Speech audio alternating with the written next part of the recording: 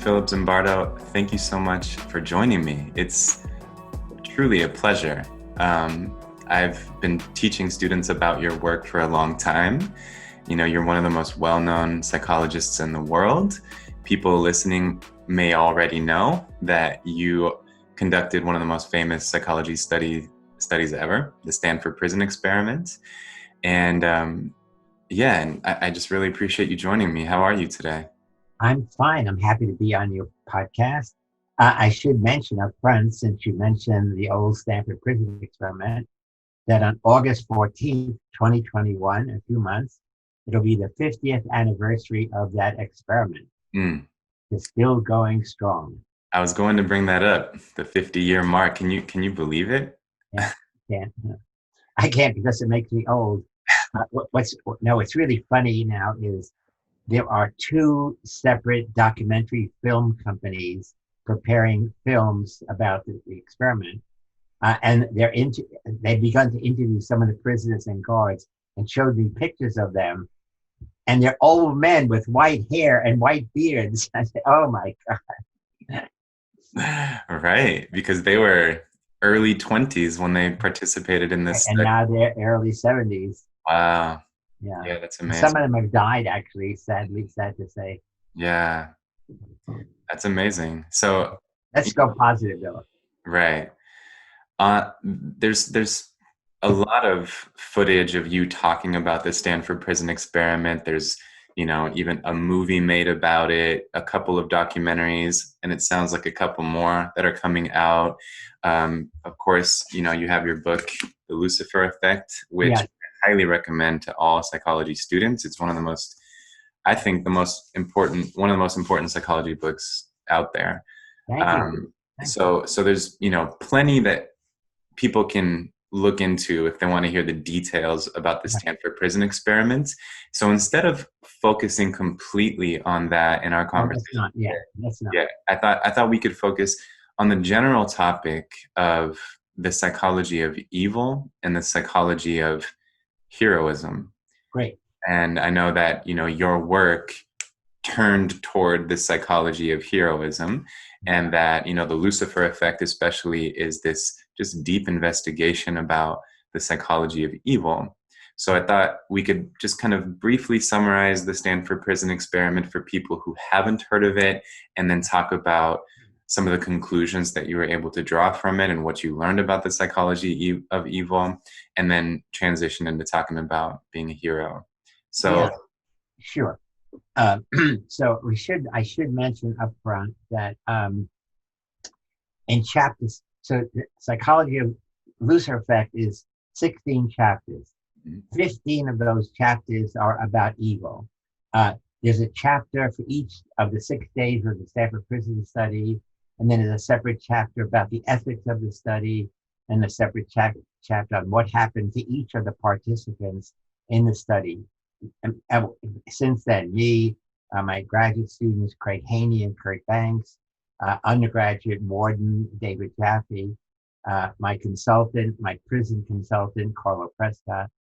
But then also, after I did this study, some years later, the study was repeated in real life in Abu Ghraib prison in Iraq, where American prison guards tortured, humiliated prisoners for 3 months, night after night after night. And I was an expert witness for one of those guards, so I got access to all of the images. So the first 15 chapters of Lucifer is about evil. I think I also have a chapter about the Holocaust. So it's heavy reading, mhm. but I think it's essential for psychologists because it has all, many pages of references. Every single statement I make, there's a reference for it. But then I introduced in chapter 16 to say, what I have documented is how easy it is for good people, even educated college students, to turn evil when put in evil-inducing situations. Right. And then I said, well, can we flip the coin and say, is it possible for ordinary people to become heroes? And then I said, well, we need a new definition of hero. So in that chapter, I have 12 different kinds of heroes, different So I categorize heroes with examples of heroes for each category. And that started me thinking about doing research on heroism. And it really wasn't until shortly after I wrote that book, I gave a TED talk called The Psychology of Evil. It's one of the first TED public conferences. And at the end of that talk, which was really all about evil, and it's online, and I talk a mile a minute because the whole talk is supposed to be 18 minutes, and I'm used to minimum 15-minute, Right. psych lecture. I come to the end and I say, well, just as I did in the book, we've seen how easy it is for good people to turn evil. Now I ask you, is it possible for any of you to become heroes?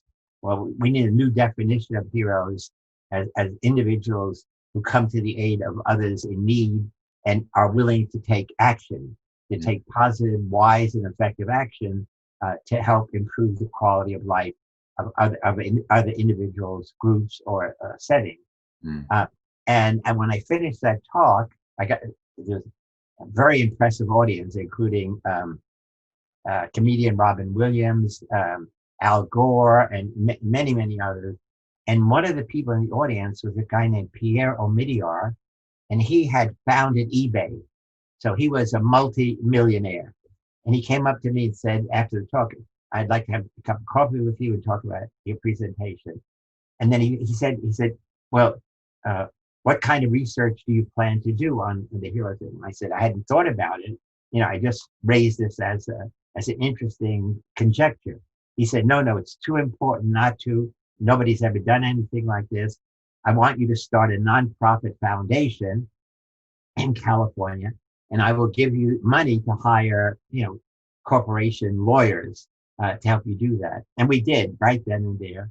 And so I started in 2010, 10 years ago, a nonprofit called the Heroic Imagination Project. And the idea is heroism starts in the imagination, thinking I could be one, I could do that. Now, all of us who grew up with comic books, and I guess now it's online, of Superman and Batman and Wonder Woman and so forth, Spider-Man now. In our imagination, typically, especially as kids, we're imagining we could fly, bullets could bounce off of us, we could swim underwater indefinitely. But now the point is to imagine you could be somebody whose one of your values in life is to always be ready to come to the aid of others in need, to transform our typical egocentric orientation of me first to a sociocentric orientation of we first. And so that has started the Heroic Imagination Project in San Francisco, which is still going pretty strong. Yes. I can give you details later about it. Perfect. Let's circle back to that. And I have a feeling that some people listening might even want to know how to get involved. So let's circle back to that. So you mentioned a phrase when you were describing the Stanford Prison Experiment a minute ago, evil inducing situations. And, that is definitely the tendency of interpretation for social psychologists, is to look at the way situational factors shape human behavior. Right. And so in your experiment, along with Stanley Milgram's obedience studies, are really the kind of keystone studies that demonstrate this. And let me interrupt you for a second. Little Stanley Milgram and little Phil Zimbardo were in the same high school class in the Bronx in 1948, 49, 50.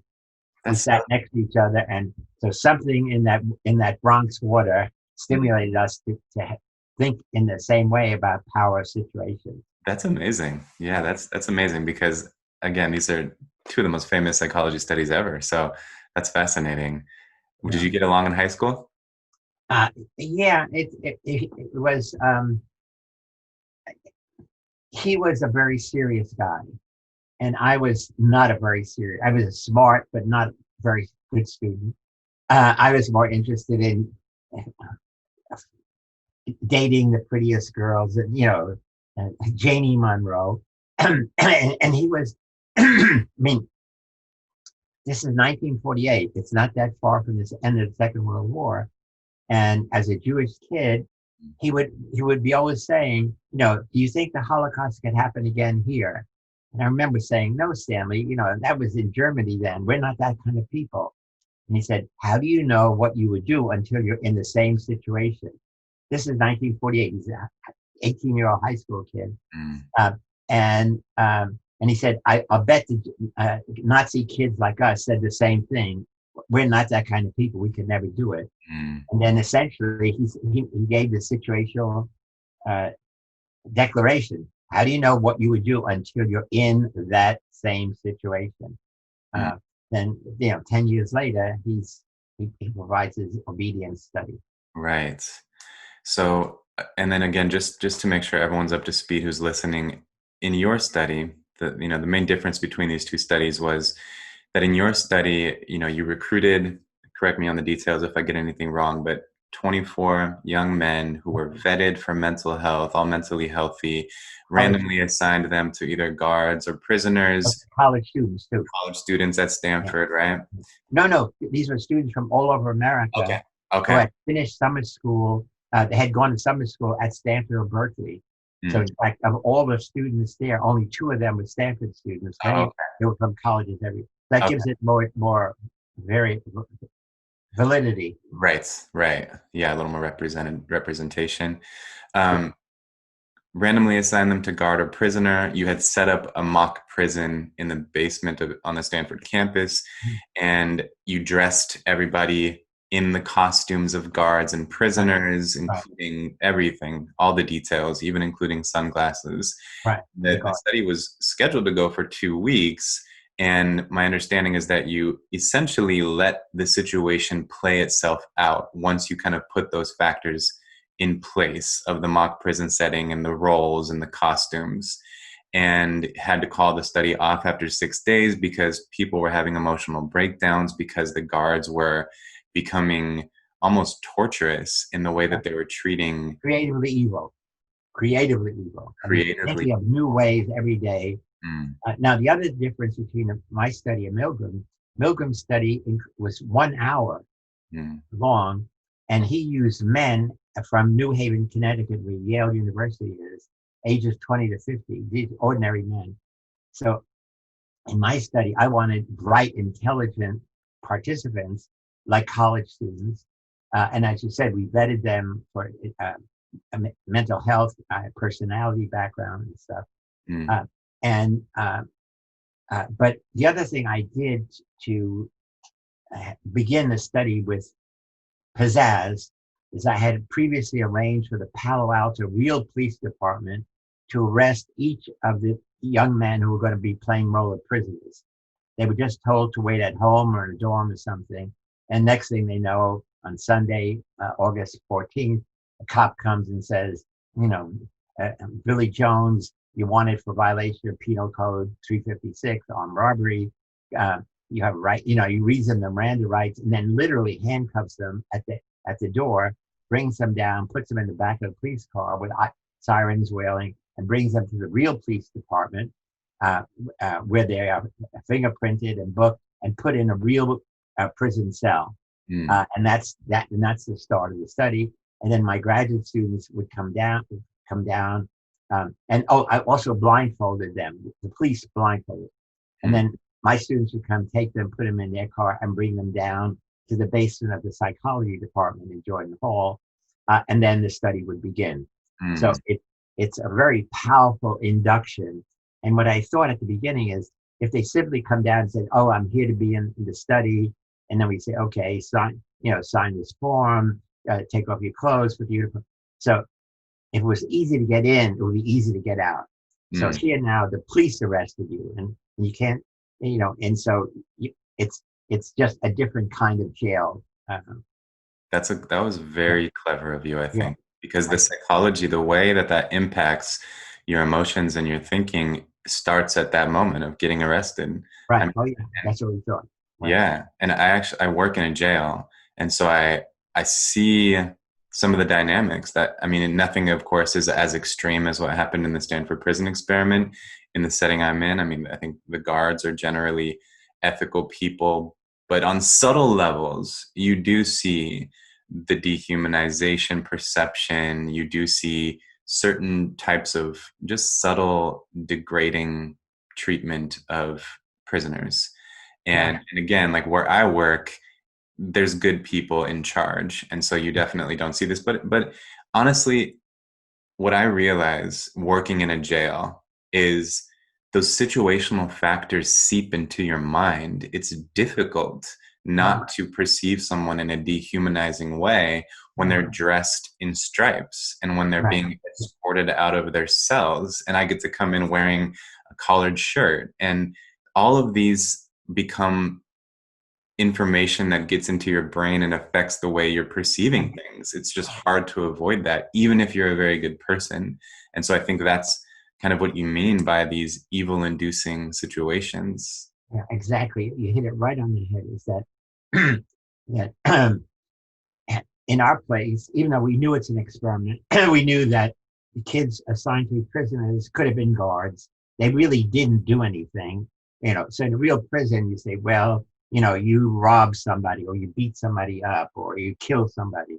So here we all know, all the guards know that for a flip of the coin, they could have been a prisoner. And me and my staff know that it was arbitrary. But over time, your mind justifies why they are in a cell and not out of the cell. Uh, and then justifies why you have to limit their freedom of speech, their freedom of association. And then the other thing in our study, which was unique, is that each guard shift, there were 3 guards on each of 3 shifts. Each shift went for 8 full hours. So the guards had 8 hours to kill. And they were not told, they were only told maintain law and order. If the prisoners escape, obviously the study is over and you lost your job. But they could have stayed in the guard's office. They had a separate office. They could have played cards, played chess, played any sort of guitar, played music.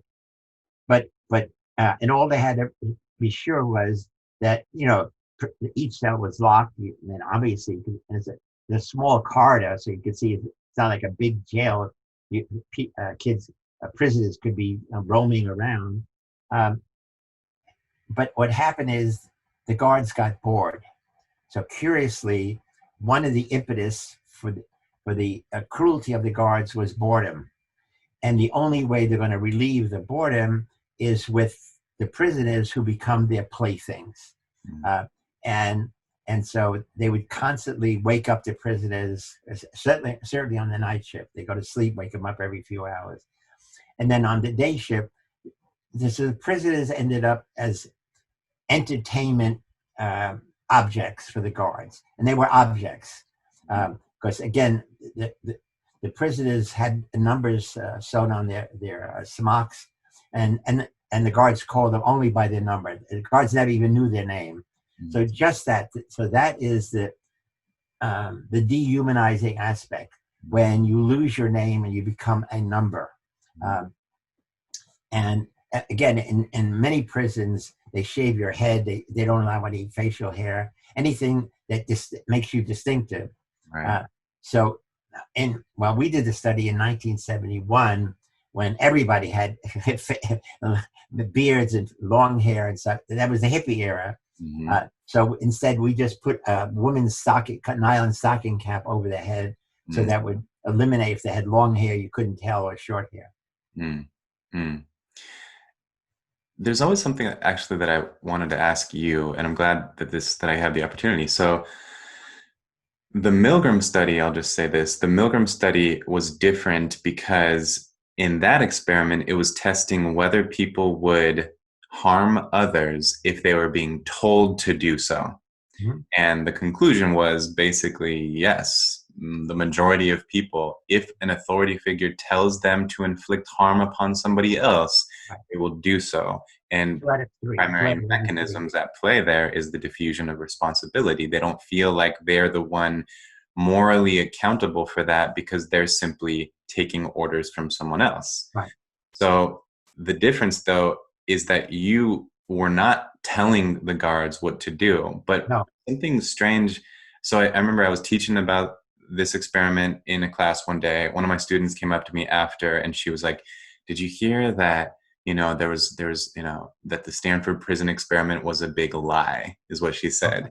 And I was thoroughly confused. And then I investigated, and there's some videos and articles out Yes. there where people are claiming that you misled the public into thinking that you were hands off when you were really playing more of an authority role, telling the guards what to do. So I'm going to let you clear the air here. To what extent Okay. did you instruct the guards to act in the ways that they did, if at all? Zero, not at all. Now, Hmm. what's curious is that last June, every day for 5 days, a different uh, blogger would criticize the study. And I didn't, I don't read those blogs, but friends would tell me, "Oh, look at the Medium. Here's this guy saying the study, Zimbardo's a liar. Next thing, the study is a fraud, etc." And so I took it very seriously. I went through each of the criticisms, and I've written a paper which I can send to you to share. It's 19 pages long, refuting every single criticism. Now, most of the criticisms, they said they have discovered. Where they discovered it, every single thing in the Stanford Prison Study is in an archive at Stanford University in the Historical Society that I gave them. I Mm. gave them 44 boxes of all the information of the study. I gave them videotapes, audio tapes. So everything they said that they discovered in files that I gave to Stanford, Mm. just so there would not be this kind of criticism to say, "Oh, Zimbardo said this." That, so there is a video of my saying, to the guards, "Your job is to maintain law and order, um, not allow prisoners to escape, uh, and and your job is to act like a prison guard, whatever that means in your mind." Mm. And that's it. And then at one point on day one, nobody wanted to be a guard. It's 1971. It's a time when students are protesting against the Vietnam War. And in many cases, university officers would call police on the campus to quell the riots. Mm. Uh, and and I organized some of those programs at Stanford because I was also very much against the war, openly against the war. And so what happened is that I made explicit no to the guards. There's a separate orientation of the guards from the prison. No physical force is allowed. But I didn't explicitly say no psychological force. I didn't even think about that. So what the guards did is the guards did not hit the prisoners. The guards became creatively evil and thinking about ways they could dehumanize the prisoners. They could make them feel like vermin. And essentially it's, and I won't go through the details because it's all the Lucifer effect, but it's day by day, hour by hour, the guards made the prisoners feel inadequate, inferior. Mm. And so the first prisoner who broke down was within 36 hours, Doug Corpy, 8612, it's burned in my memory. And then after that, and you see on the video, he's screaming and crying, "Let me out of here!" And so he was a rebel. He was always cursing the guards, but their torture was putting him in a closet, solitary confinement, for hours on end. And then then he broke down, and then he was a model of one way to get out. So literally every day thereafter, another prisoner had an emotional breakdown. Mm. So there were 5 in 5 days. And at that point, we said, we have to end the study. It's out of control. Mm. I want to read a quote because, again, I feel like, one of the main takeaways is the way that situational factors can turn good people into bad, or at least to do evil things. And, like you said, there's real life examples of this. This is not just what happens in psychology experiments. Like Abu Ghraib is the American prison in Iraq, and I think this was 2003, Or, where yeah, American soldiers tortured, for all we know, perfectly innocent yeah, detainees, and I'm sure you were utterly disturbed by all of the pictures that you gained right, access to, and right. some of them are available online, I and have all of them. Yeah, all of them are okay. a thousand. There are I thought I had thousands. seen all of them. Oh, not all of them, you said? Oh no, no, no. They are actually restricted. I mean, I see. they're restricted by I think Obama. That is, they are so brutal. I Mm. mean, I should say the guards were on the night shift. There were 6 men and 2 women. There was one or two places there were women guards, and their job was to prepare the prisoners for interrogation. They were trying to find out information about, um, you know, what the enemy was planning, Mm. uh, and so essentially it was vague. Prepare the prisoners, and so what the guards interpreted, prepare them, is to break down their will to resist. And so they literally tortured them, physically beat, in some cases, beat them up, had dogs attack them. And then they were proud of what they were doing. So they took pictures of everything they did, and they were sending them, they prepared a disc, and they were sending it out to other units to say, hey, look what we are doing, what we can get away with. But it was interesting. It was only on the night shift and not on the day shift. Mm. On the night shift, every one of the 9 guards there engaged in these terrible things. On the day shift, no such thing happened. So it's really, talk about situational impact. It Yeah, was it was the same physical place, but the psychological event took place only at night and not during the day. that's very interesting because it's a pretty isolated variable there. The Yeah, day, time of day. yeah, That's yeah. fascinating. And again, in the Lucifer Effect, I have several chapters in great detail on that. Yes, yes, I remember. I want to read this quote from the Lucifer Effect regarding dehumanization.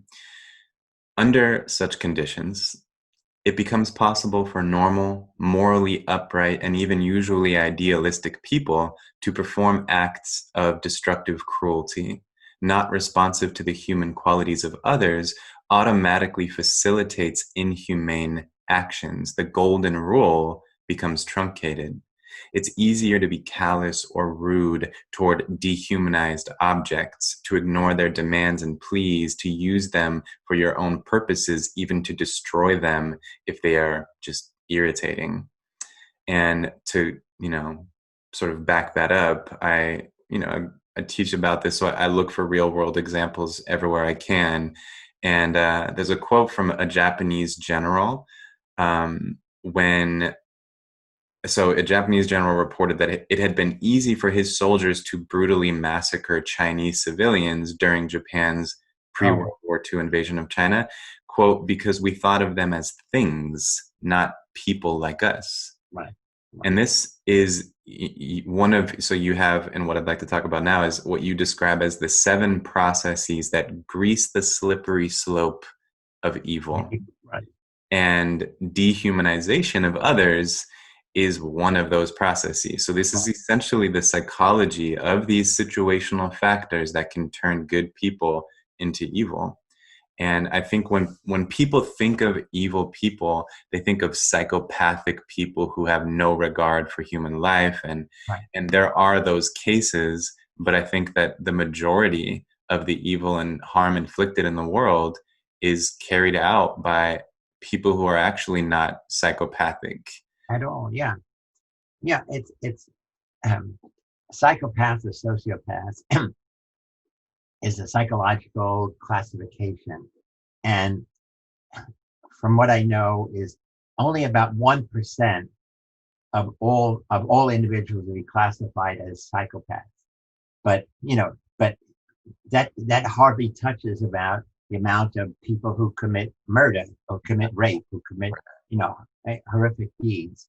Uh, so essentially, we what we want to do is take away that personality. There's some people who are born evil.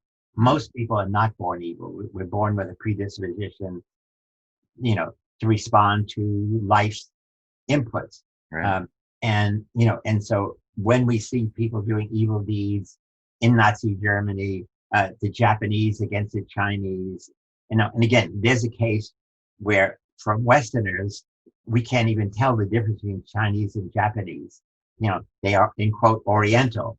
We put them in that bigger category. And in many cases, whites have always discriminated against Orientals, and we can't even distinguish whether it's Chinese or Japanese. But the Japanese said, we know that Chinese are different from us. Not only are different, they are objects, they are things. And once you think of them as a thing, then, just like a thing that is not useful, what do? You throw it away or you break it. Right. So that was the horrible thing of, and I think in my book, I remember I have a whole section on the rape of Nanking, where Japanese soldiers killed, tortured, mutilated Chinese men and raped women in front of their families. It was really one of the most brutal events in history, and it was documented by some woman wrote a book about the rape of Nanking, that she had. I don't know if she witnessed it or she got it from her mother who survived. But it's so dehumanization is one of the 7 factors that I call it grease the slippery slope of evil. Meaning, once you start, it's the slope gets slippery and it's easier to go down. So it's avoiding that first step. Yes.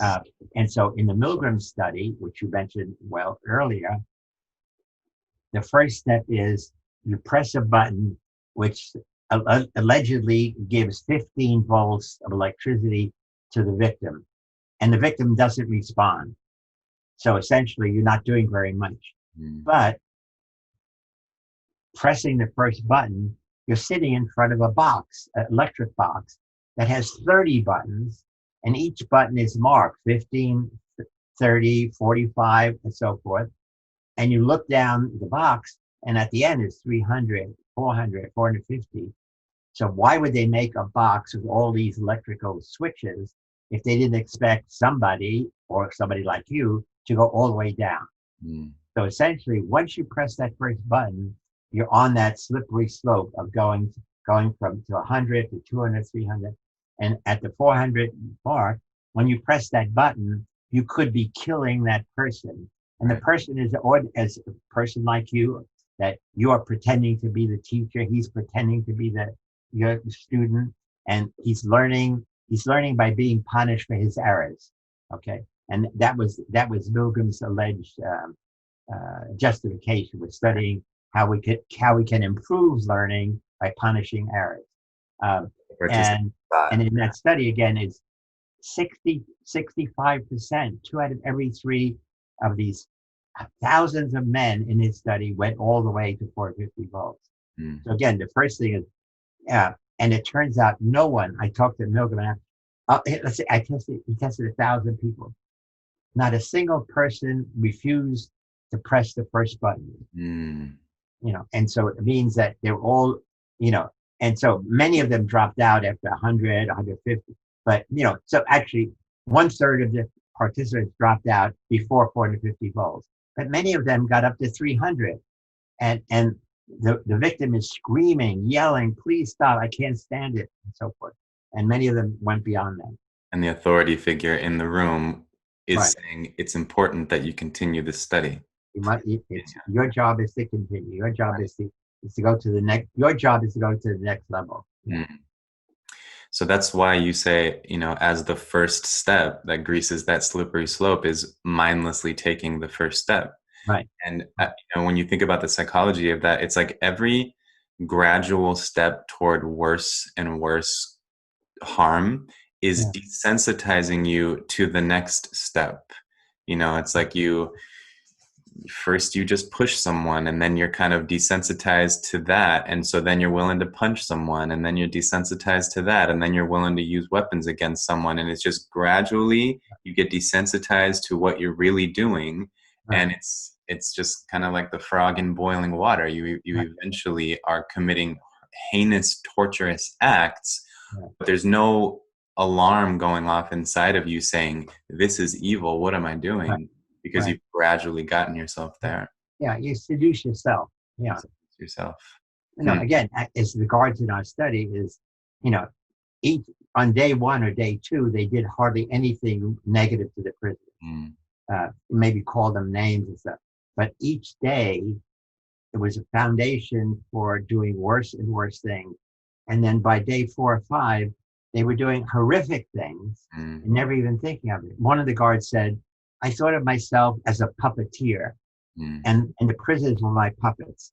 And as I move my hand, I can make them do anything like a puppeteer. He knows that these other prisoners, his puppets, are college students just like him. In fact, interestingly, he was an 18-year-old college freshman. He was only 1 year, he had just finished his freshman year, and essentially saying, my prisoners were really just my puppets. So imagine how in just a few days, the situation had distorted his mentality. And so if they're puppets, they're there for his entertainment, literally. And that's what he did. He had them entertain him. One of the other steps, the third one, so it's mindlessly taking the first step, and then dehumanization of others. And then the third one is de-individuation of self, which is when... Is when you stop thinking about who you are as an individual. I am Phil Zimbardo. I'm Nick Fortino. I'm such and such, and you simply think of yourself as an agent. I am the boss. I am the truck driver. That you give up your individual identity to some category that you're in. And so again, it's easy to do things because Phil Zimbardo is not going to be responsible. It's the teacher or, the organizer, etc. Interesting. And how, so by being cast into a certain role, that in itself can lead to de-individuation. And then also, like you did in your study, any kind of actual literal masking of your identity, like with sunglasses or literally a mask. Someone with a mask in a riot is more likely to get really destructive than someone whose face is on full display. Right. If you know that your identity is anonymized, your apprehension to do crazy things is reduced because you know that you're not really going to be held accountable. Yeah. Well, in fact, one Carnival, which is the Tuesday before Wednesday, which is Ash Wednesday, starts Lent for Christians. And so Tuesday has been the night before 40 days of Lent, which is self-sacrifice, which is leading the good life. So that Tuesday is the time when you allow your libidinal urges to take over, eating, drinking, having sex. And then it's typically in many countries, there are parades. The most notable one is in Brazil, where people all wear masks. And so once you put that mask on, nobody knows who you are. So you can do things you would not do when you were aware that people could recognize your identity. Right. So that's where the idea of masking your identity allows you to give into, we call them libidinal urges, to rape somebody, for men to rape somebody or to beat up somebody who you don't like what they do or something of this kind. It's like whatever impulse arises is just not inhibited when your identity is anonymized. Okay. And then the fourth step, which was part of your study, part of Milgram's study, was the diffusion of responsibility. Yeah, nobody's responsible. I mean, again, it's having 3 guards on a ship. Well, Milgram is just one, but Milgram could blame the instructor. The instructor said, move to the next level. So essentially, I was just following orders. That's the statement of Milgram. In mine, there were, a number of guards, and and many of them in their mind, they were doing what they thought Zimbardo wanted them to do, even though I never said explicitly that. So I'm only following orders is the typical response, certainly in the military after they did brutal things.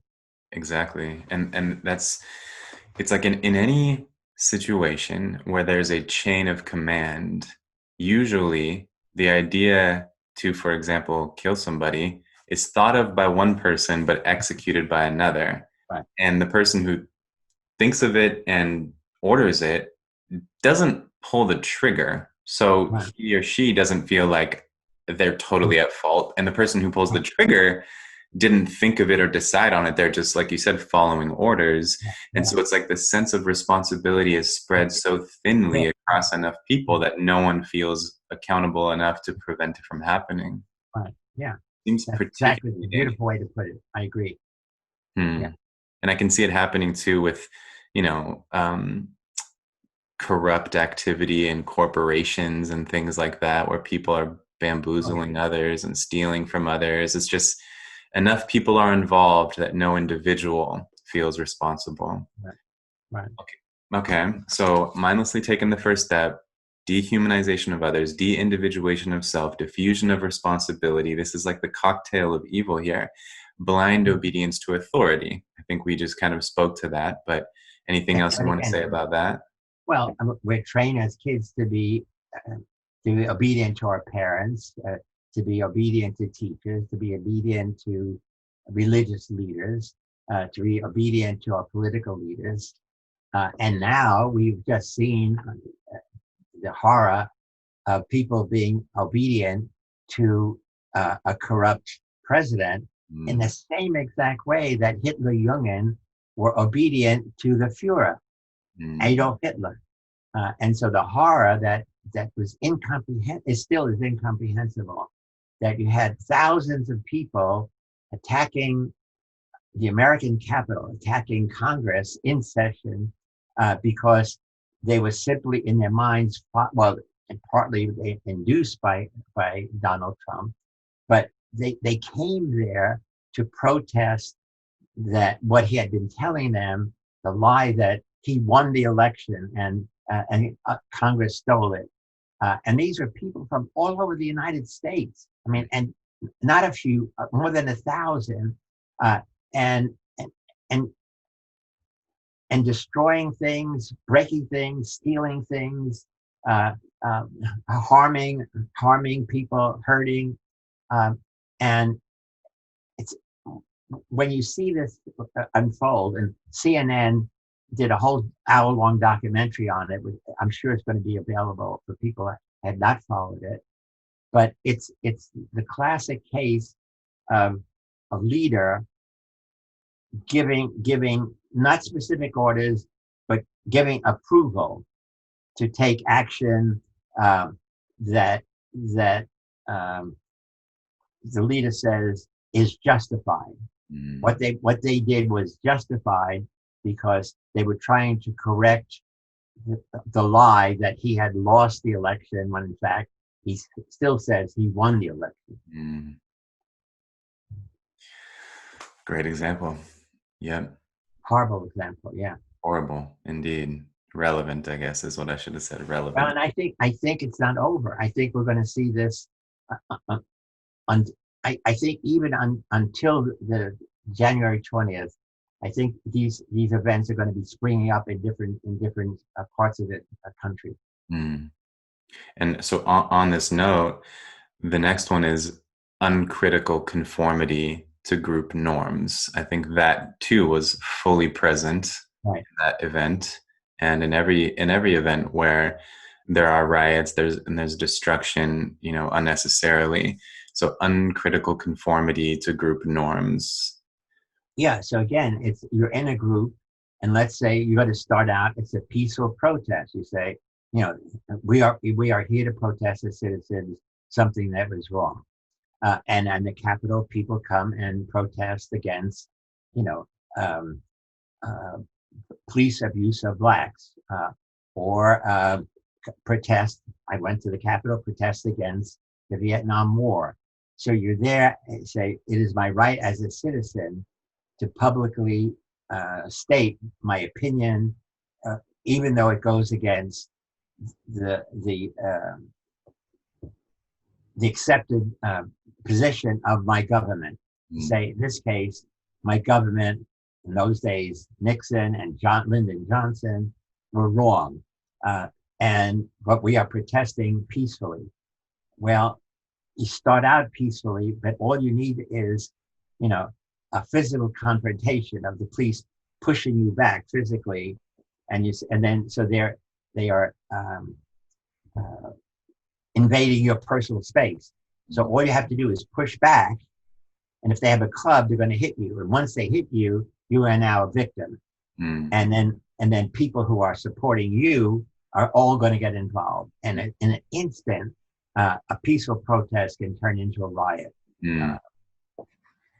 And I think perhaps the dynamic, I've heard it described from a few sources, the dynamic of provocation, retaliation. Right. Yeah, it's a great way to put it. Isn't it? I don't remember where I heard that first, but I agree. Because, like you said, it basically illustrates how things elevate very quickly. One small provocation, like you said, pushing back, and then that kind of instigates a retaliation, and then my retaliation is provoking you, right? Yeah. Which makes you want to retaliate, and then back and forth it goes. But each retaliation is 1 degree more extreme than the initial provocation, and so with that dynamic, you just, like you said, it can turn into a riot very quickly. And it's I mean, what happened last week is one of the worst things on America. I have friends from Europe writing to me saying, we don't understand what's happening.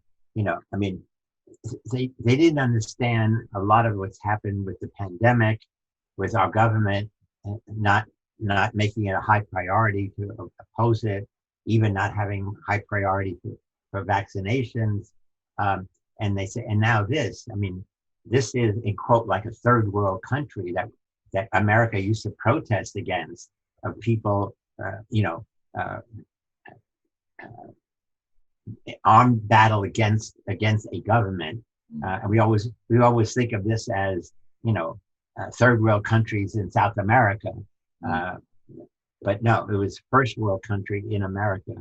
And I think it's going to happen again. Yeah, I hate to say it.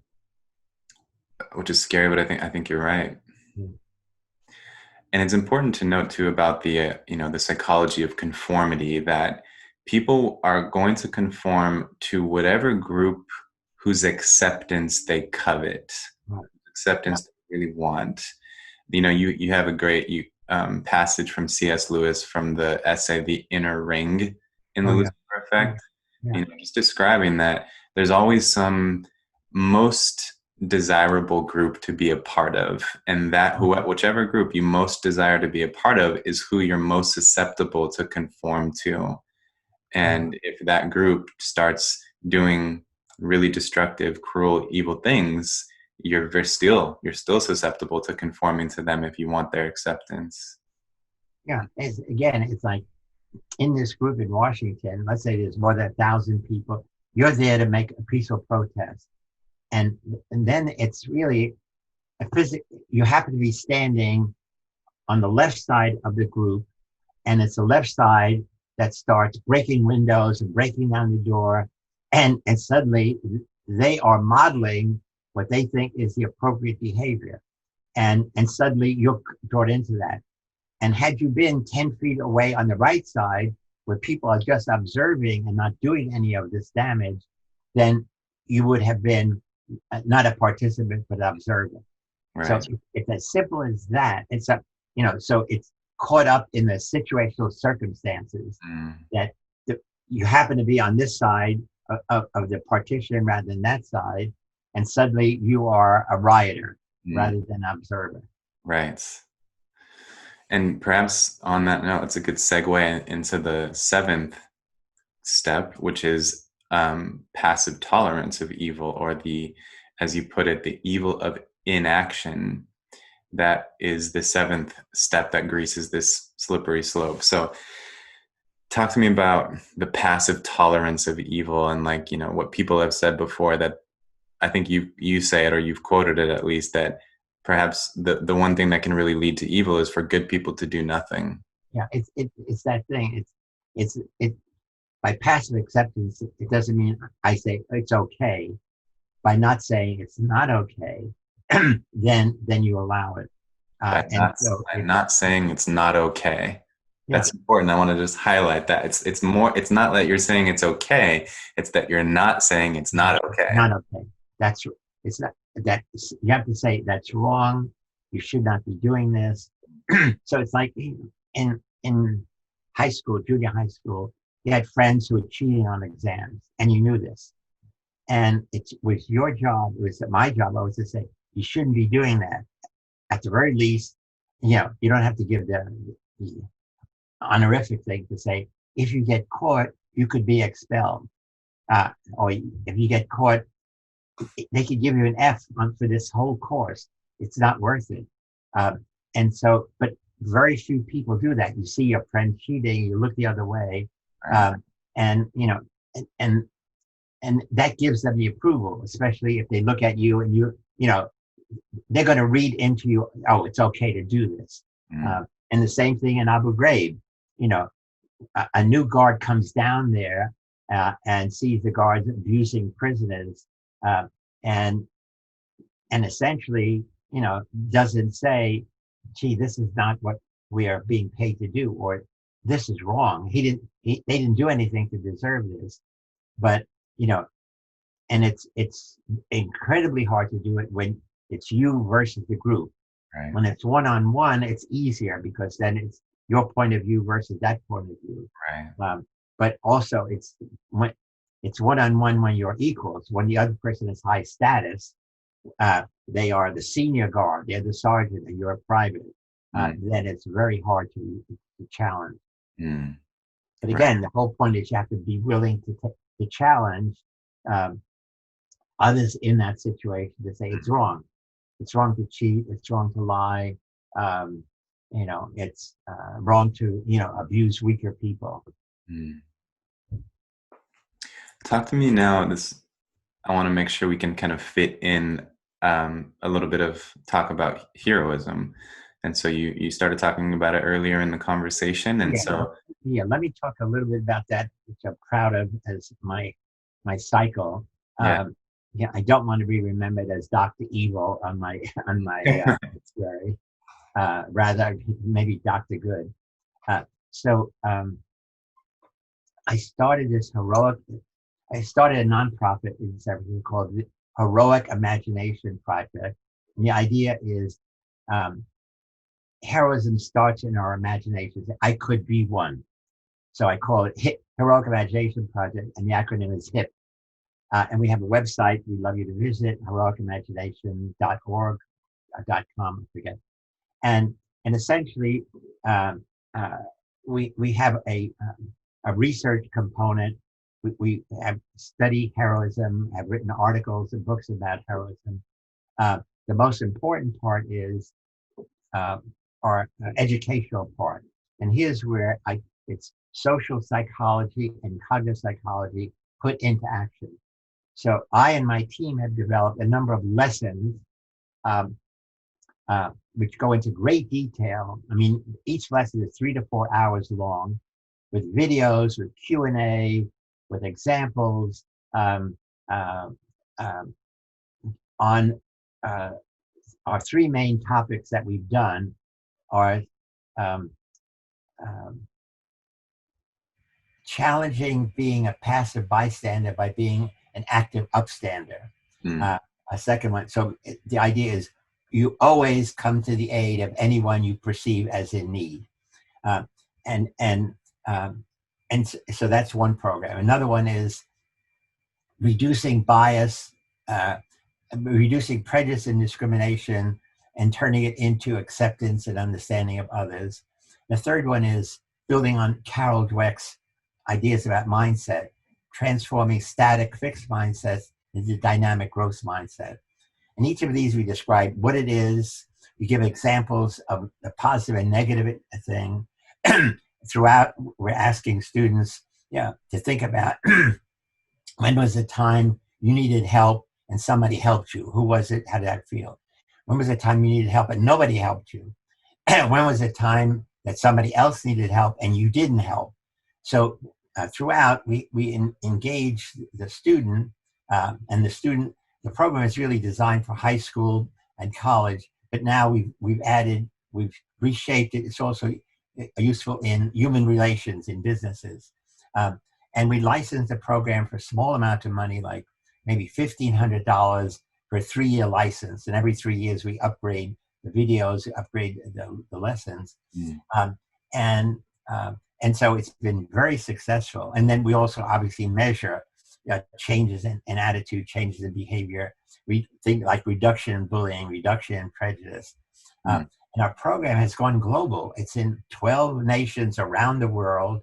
And in some places, our program is more vital than in America. So we're in every single high school throughout Hungary. Our program started in Budapest only 6 years ago. Now more than 1,000 teachers have been trained who train the next generation. And before the pandemic, I would go to Budapest every year and meet with teachers, meet with students, give lectures about any of this. And then they upgrade the lesson themselves. We're all over Poland, in Krakow, in Warsaw. We're in Lisbon. We are in Germany, many places.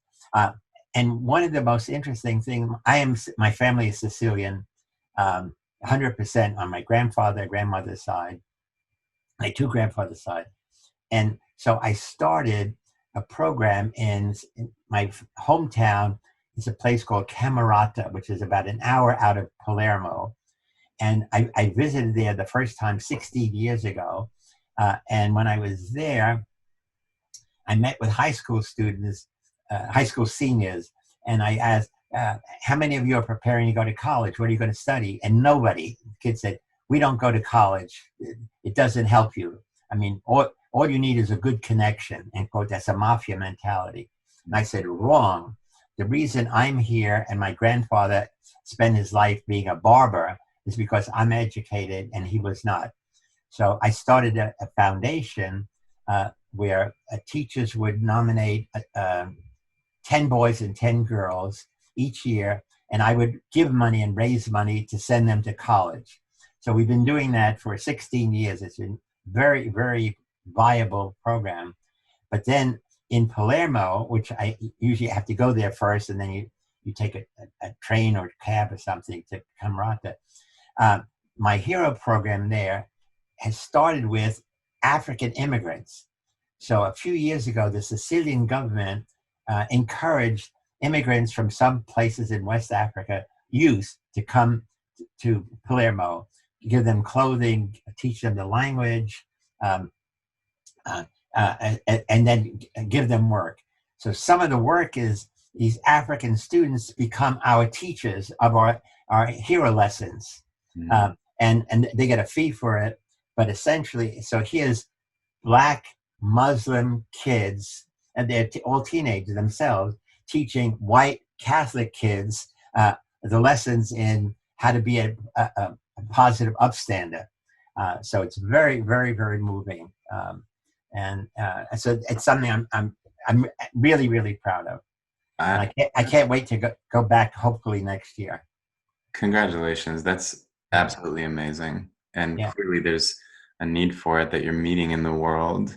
And I just think it's so beautiful that, I think many people think of a hero and they think of superheroes, or they think, like my 2 brothers, Daniel and Adam Fortino, for example, are both Palo Alto Fire Department firefighters. Oh, and, wow. They are, heroes, hands down. And I think many people look to people like my brothers and, even comic book heroes, and they think that's what a hero is. But many people don't internalize that I too can be a hero, even though my line of work isn't necessarily heroic in the classic sense, but in the way that you're framing it as, being willing to come to the aid of those in need, that truly is heroic. I couldn't agree more. And if you integrate that as a core value, you are a hero. Yeah. So we call those heroes in waiting. Heroes in waiting. Waiting for opportunity. So to be a hero of any kind, even a fire, you could be a firefighter and be in your station all the time. It's not until there's a fire, and then it's got to be a special kind of fire, which requires somebody to risk his or her life to help somebody in need. But I'm saying when that doesn't happen, you're just an employee of the fire department playing cards, in the fire station. So, but we're saying is everyone should think of themselves as a hero in waiting for the opportunity or the occasion to take action. So heroes take action, and all the action is always to help others in need. So heroes, as I said earlier, are sociocentric minded. It's always about we, it's never about me. It's always about us, it's never about I. So you begin to change your language when you go through our programs. So you change your language, so it's always we. What do we want to do today, rather than what do I want to do? What shall I tell you what to do? Mm-hmm. So it's what you do in a family. I mean, again, Italian family is all about we. It's about we, us. What are we going to eat on Sunday? What kind of pasta shall we make? Yes. And so that's what I've been trying to promote around the world. It's so inspiring. Even for me in this moment, I'm really just kind of relating to it very personally. And, I love the idea of imagining who you can be. I think that's extremely empowering. So active imagination and using that to kind of picture yourself as a hero really primes. I feel like it's priming me to be quicker to act and more courageous to help others.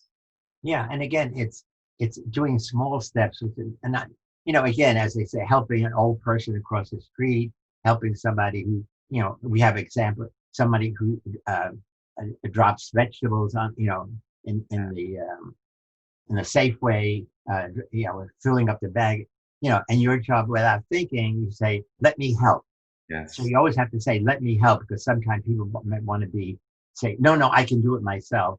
So you say, let me help. So you're asking their permission to do something you're pretty sure they want. But, but again, it's always thinking about the other. Or can you say, can I help you?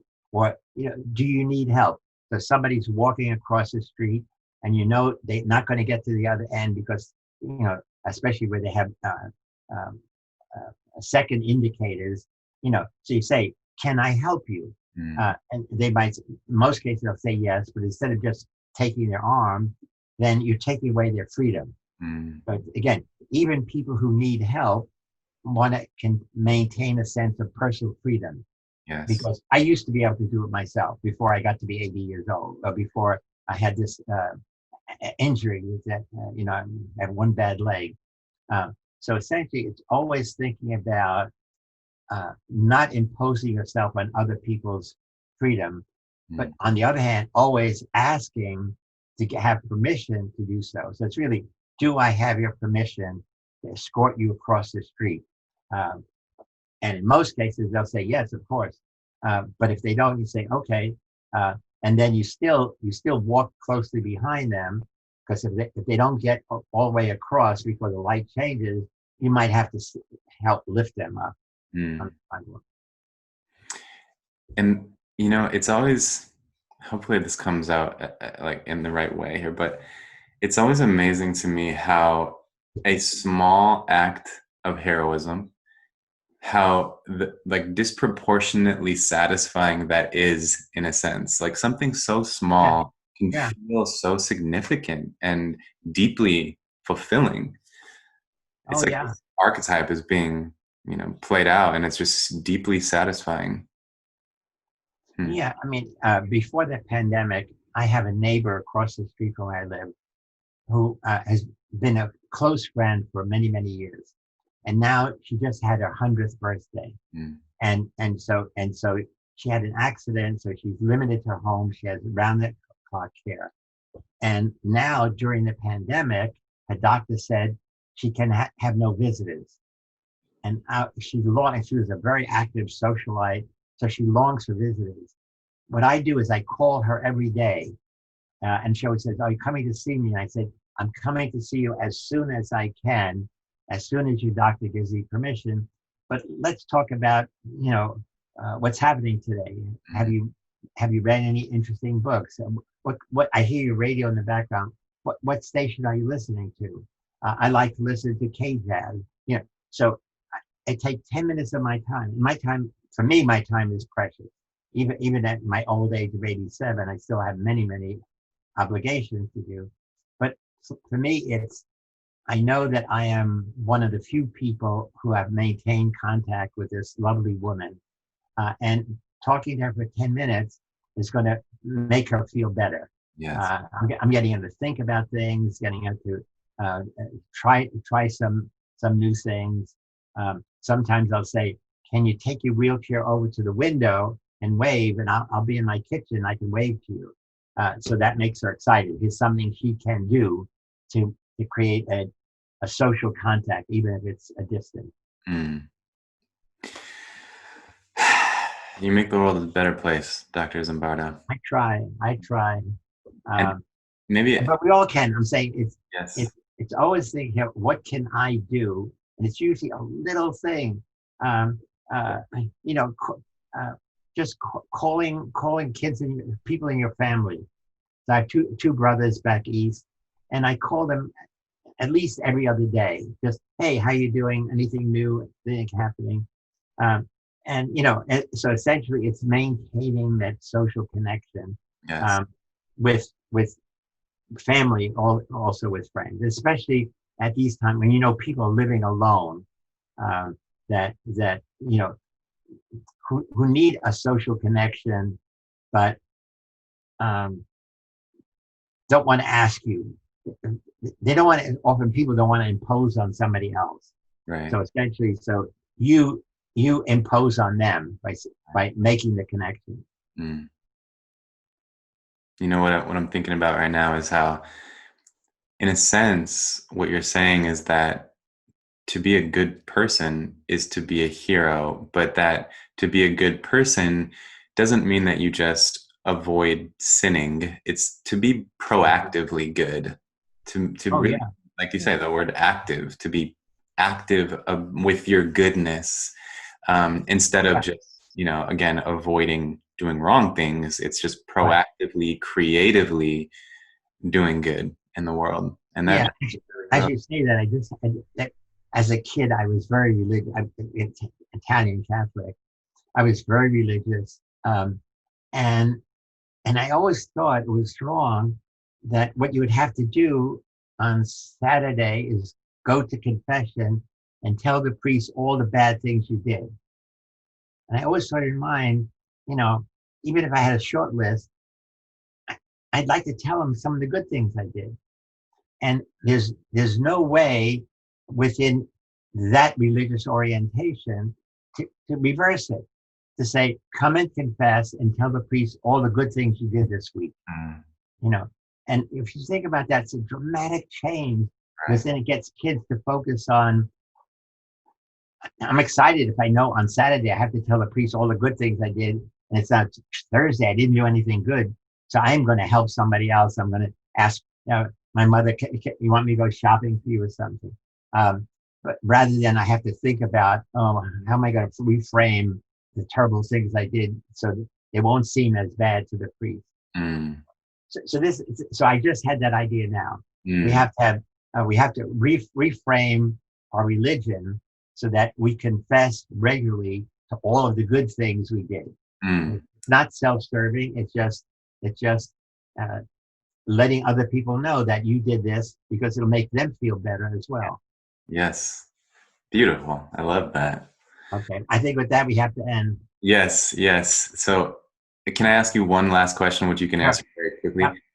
You're 87 years old, Yep. and you look great. And you're just clearly you're like your mind is very, very sharp. And so, what do you do to stay sharp and healthy? Uh, Sharp and healthy. I don't know.